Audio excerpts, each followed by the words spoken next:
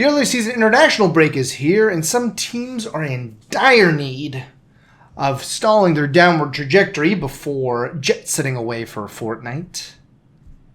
Honestly, I'm just here to beg my Wolves to beat Nottingham Forest. Okay? Otherwise, we're going to get a true test of Brighton at the Emirates, and United hosts Liverpool at Old Trafford. Thorough coverage today on Coffee with a Kick. Hello and welcome back to Coffee with a Kick, match week 3. Just before that early season international break, which I know we're all just, we're so exhausted that we're just ready. We're ready for a break here, you know. Well, I'd say we just go ahead and get into it so we can get these boys off to their international duties. Starting off nice, bright and early with an Aston Villa. Arsenal hosts Brighton Hove Albion, an early season top of the table clash. This time we'll actually figure out how good Brighton is. Do you think they're good enough to get points off of Arsenal at home? Well, I don't think you noticed what you did, but you said it was nice, bright and early at Brighton. So I see what I kind of did there. Kudos to you. Arsenal, in transfer news recently, as of August 27th, have signed Mikel Merino from Real Sociedad. He's a center back. He just won the Euro 2024 with Spain. He scored that decisive goal in the extra time. I'll be interested to see if he plays. I doubt he does. Either way, I don't think it matters. I think this one goes a 2-2 draw. I was very impressed with how Brighton played versus Man U, and Man U is a defensive team. They want to control the possession. They want to play defensive. Arsenal want to be possessive, but their defense is really up to how well does David Raya play. And I think Brighton has the stuff to get a few past them, so I'm going to go 2-2. Oddly enough, I also have a 2-2. I think Brighton is doing a job of being efficient with the chances that they're provided. And Arsenal's not going to give you a lot of chances, so you have to be efficient at those chances. And Mitoma is so key to them. As long as he's healthy, then they've got a chance to get 2 goals in a match. He'll provide you with those opportunities. So I don't think obviously I don't think it's outlandish to pick 2-2 because that's what I picked. Also, it's a points play. I'm trying to get some points back on the favorites here. Now we go to I'm hoping for a good match. I hope it's not as disappointing as it could be when Brighton fell off the cliff like they did in a little bit later. I think it was more like November when they started really falling off the cliff after being good in the early season. But we'll move on to Brentford and Southampton. Southampton, it's another one of those games where Southampton really should be pushing for points here. But I have not seen anything offensively out of Southampton that makes me think that they're going to be able to score very much. They're still on 0 goals, right? They're still on 0 goals. Them and Everton are still on 0 goals so far this season, which I don't know if you know. It's not good. And Brentford has shown that they can score goals. So I think this one goes 2-0 for Brentford at home. Yeah, I think Southampton gets their first goal of the season, but I do think Brentford is going to show a little bit more of who they are. Last week, they did not show out very well. This week, being back at home, I think they're going to hit Southampton with 3 goals, and I think it's going to go 3-1. Neither of these teams have really had a lot of transfer activity since the last match week. Brentford got Seth Vanderberg from Liverpool, which is he's one of their young defenders, kind of a big deal. But other than that, Southampton and Brentford seem to be just letting the end of the transfer window just kind of come to a close. Brentford still haven't sold Ivan Toney as of August 27th, so we'll see if anyone comes in for a late move there. But either way, no matter who either of these teams bring in, I'm still going to go 3-1. Yeah, I think both of these teams will be looking to try to change the story going into the international break. So I think there'll be some chances thrown here. Then to another team that could really use a break in the momentum here. Everton hosts Bournemouth, and Bournemouth are the away favorites. So that's how Everton's season is going thus far. I think that Bournemouth do follow through on that. I've got it as a 3-0 victory over Everton. Everton is not very good right now. Wow. Yeah. I think just like Southampton, Everton also get a goal, but you're right. They have not shown anything in the first two matches for me to believe that they can beat another team at home. Maybe if it was Everton at home at Goodison Park, I might pick them to draw and or win. But being the away side, I really think Bournemouth's going to take it 2-1. I think it'll be gritty because Bournemouth is not going to be a team that's going to score a lot of goals often, but I still think Bournemouth are able to take it. Yeah, I think this actually goes either a Semenyo hat trick or 2 goals and an assist by Semenyo. That's what I think. He is keeping Bournemouth afloat right now. Then to Ipswich Town and Fulham. Another just wonderful match here. How do you think this one goes? Do you think Ipswich can get some points against Fulham at home? I do, but I think it's only one. Mm-hmm. I think they're going to feel a little bit better about the fact that they've gotten 2 of the big boys out of the way, and now they're playing a team that they feel like they might be able to actually get a point with. And besides the flurry of goals that City had early in the first half, I really felt like last week they played pretty decent. They kind of kept City at bay. They were very organized, again, like they were in week 1. So I think a team like Fulham has the capability to beat them, but I think Ipswich being at home, I'm going to call this their first real home Premier League match. Yeah. Week 1, I don't even know if we can count that because it was versus one of the tougher teams. Yeah. But I think they draw Fulham 2-2. 2-2. Okay. I've got it as 1-1 for much of the same reason that Ipswich, they've got the chance to reassert themselves into the season. So, you know what? I'm actually going to flip it. I'm going to go 2-1 for Ipswich Town. I think they'll have a breath of fresh air here. Right at the international break, they don't have to play a team that's probably worth 3 times as much money as they are. The payroll is probably way more than that. I don't even know. What do you think? How much more is the payroll for Manchester City than is for Ipswich Town? Do you think there's probably one player that is the payroll of the entire Ipswich Town starting 11? Do you think? Yeah, I would guess that they're probably throwing like £300,000 a week at their team. Yeah. I'm going to Google it as well so we can get this official answer. I'll let you get back to us on that while I move into the next one here, because I do want to hear that number now.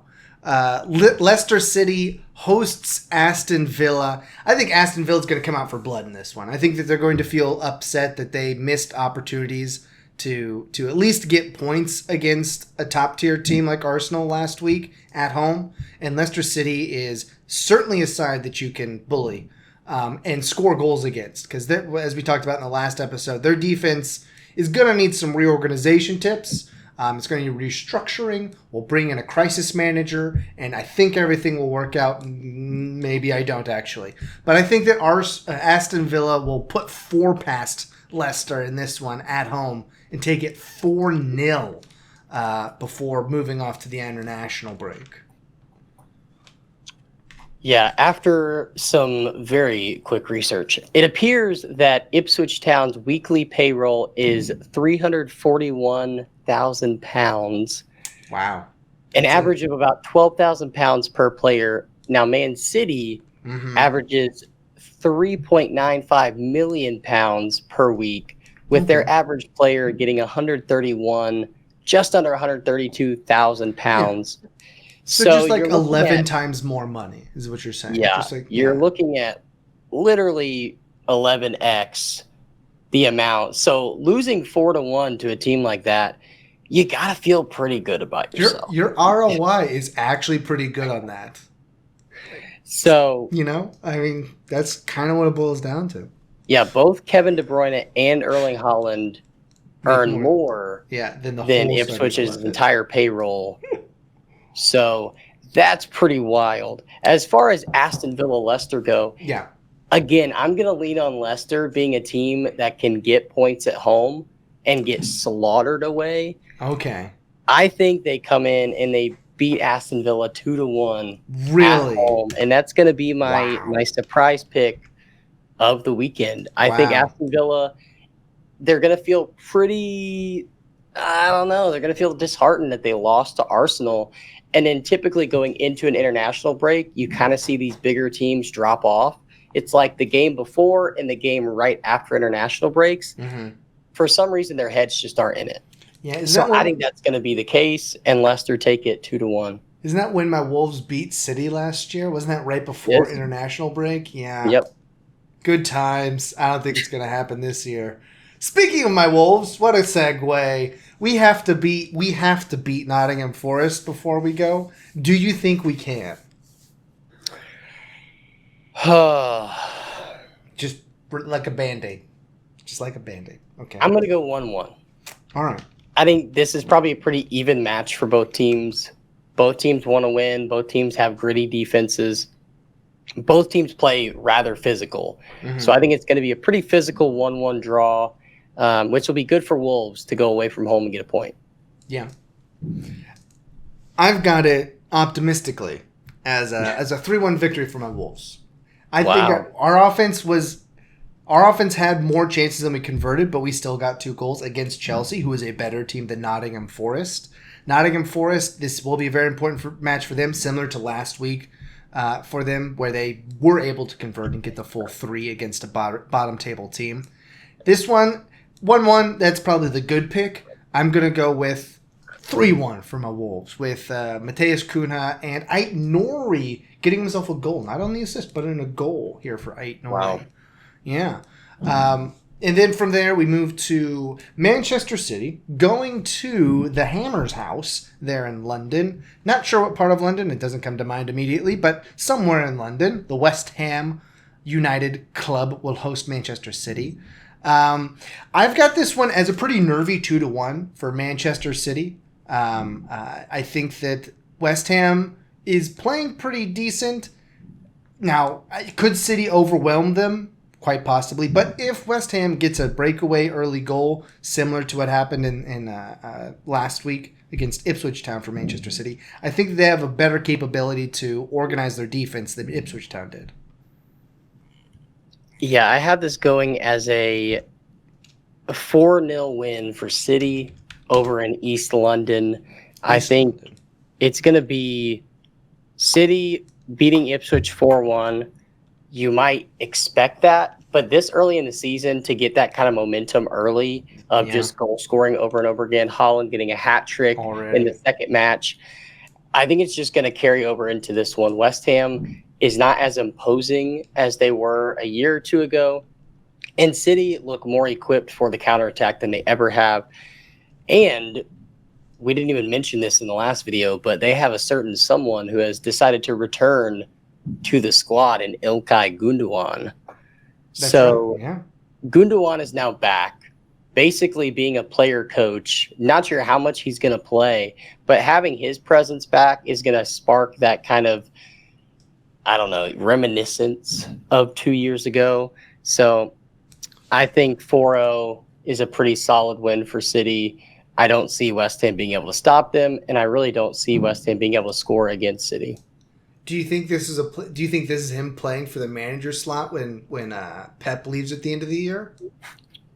I think that he's certainly going to have a spot on a manager's roster if Pep leaves, or even if Pep stays. I think he's kind of got that Arteta vibe where he wants to play, but also he really wants to be a coach, wants to get that right fit.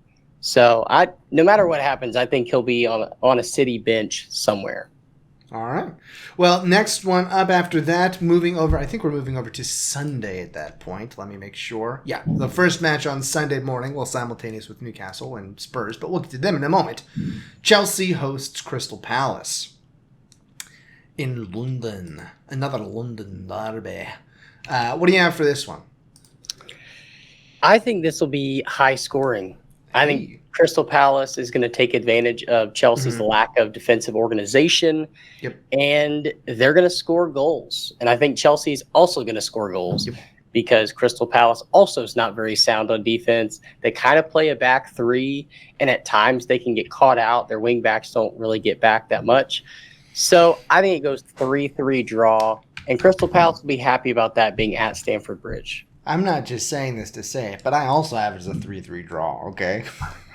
I'm on the same wavelength. I kind of fed this to in the last episode, said that Crystal Palace could give Chelsea some trouble because that's what I think. That Crystal Palace, the only thing going against Crystal Palace is that Chelsea is very good at scoring. They're just also bad at defending. 3-3, looking for a high-flying match. I'm down for it. Even and they're not going to be they're going to be in their giant eagle uniforms, Crystal Palace, instead of their terrible bloody eagle stripes. So I don't know which one's worse, but they're both pretty bad. And Chelsea will have which are they? Is it they're going to be their like melon colored ones, right? I think that's what they'll be wearing. Who knows? And then we go to all the way down, I believe, to Newcastle. Is that as far across? I can't remember. No, wait, they're over here? I don't remember. Newcastle hosts Tottenham is the answer. Okay, Newcastle hosts Tottenham. I think that Newcastle is struggling right now. And I think that Tottenham will expose them. Tottenham is playing very well with Heung-min Son up there up top. I think they get 4. I think they hang 4 on them. 4-1 is the scoreline that I'm going for. Enough 4s in that sentence? I think that it being at St. James's Park, I think Tottenham has shown inconsistencies underneath Postecoglou, or however you say his name. It's Postecoglou. Okay, he's from New Zealand. It's Postecoglou. Yeah, correct. That's exactly how I wanted to say it. I think that Tottenham just haven't been great away from home when he's been the manager. And it's kind of been a theme throughout his entire tenure of managing Tottenham, of managing, I believe it was Celtic he was at before. So I think that that's going to continue. I think it's going to be a 1-1 draw. I think Newcastle comes out hoping to get something going into the international break, and then being at home, I think they get a point. Well, we'll see. I mean, that's why I got the jersey on. Newcastle, up the Magpies. Newcastle. They've just underperformed against the teams. In Tottenham, I guess they performed well against Everton, which is not saying a lot. But we'll see. We'll see. And then to finish off the weekend, we have Manchester United hosting Liverpool over at Old Trafford, which is. It'll be interesting to see if Liverpool can break down that Manchester United defense efficiently. How do you think that this one ends up? I think this has the making of being one of those classic 0-0 draws. Oh. I think both teams want to have the ball. Both teams want to play really defensively, and they almost don't want to be the team to make the mistake. And especially after Man U losing last week, I think they're going to be extra focused on defense, extra focused on organization. That's not going to bode well for Liverpool. In the past, Liverpool was the creative team that could create anything. They just don't look like that team right now, especially with it appears that Trent Alexander-Arnold is potentially going to be kind of pushed out of the team. That leaves an entire creative piece. So I think it goes 0-0 being at Old Trafford, and I really believe that it's just going to be one of those matches that no one's happy at the end, but it ends up being a classic. Yeah, I mean, a classic snooze fest is what it sounds like. Rowdy fans there at Old Trafford getting mad at nothing happening. I've got it at least going 2-2. Give the people what they want a little bit. Not a win, but at least some goals. It's... I think that I don't have much of a reason for it. I think it just goes 2-2. Weird things happen every now and then. Manchester United isn't scoring too much this season, but I think that they've got a chance. We're going to see some Garnacho magic in this one, is what I say. That's what I say now. But Liverpool won't win 2-0 again. That's for sure. All right. You never know. You never know. It could be 2-2. It could be 0-0. It could be 2-2. 2-0. Who knows? What's going to happen? Well, until we figure out what happens and get back to you with a report of such happenings, why don't you go ahead and... before we go, do you have anything else to say? I didn't give you an opportunity in the last episode. Any news to report or anything? Well, like that? I appreciate the fact that you're allowing me to speak in this moment. Yes, you're welcome. Not a lot of news. I feel like I covered any significant transfers. The one. I think there's going to be some action here right at the end of the transfer window. I think teams are going to try to want to get in or offload players they don't need. I've already mentioned Ivan Toney. Yep. Chelsea may be coming in to the Ivan Toney mix. There are rumors about that. And then also Raheem Sterling to Manchester United. Really? That's another rumor that would be a pretty crazy development because then he would basically be a part of like the entire top 4 teams in the Premier League at one point in his career. So I don't know what's going to happen at the end of the transfer window, but that's really most of the news that I've got. So I will make a programming note that once we come back and do our recap episode, we will have something later next week, which will be our first Champions League preview. We will let you guys know how this new system is going to work. The 2 leagues that play each other, and then you qualify for the qualify. It's something along those lines. We're going to do a deep dive into it and come back and report and make our predictions, which hopefully won't be terrible. Until that happens, though, why don't you go ahead and grab your coffee, watch some soccer, and we'll see you on the other side.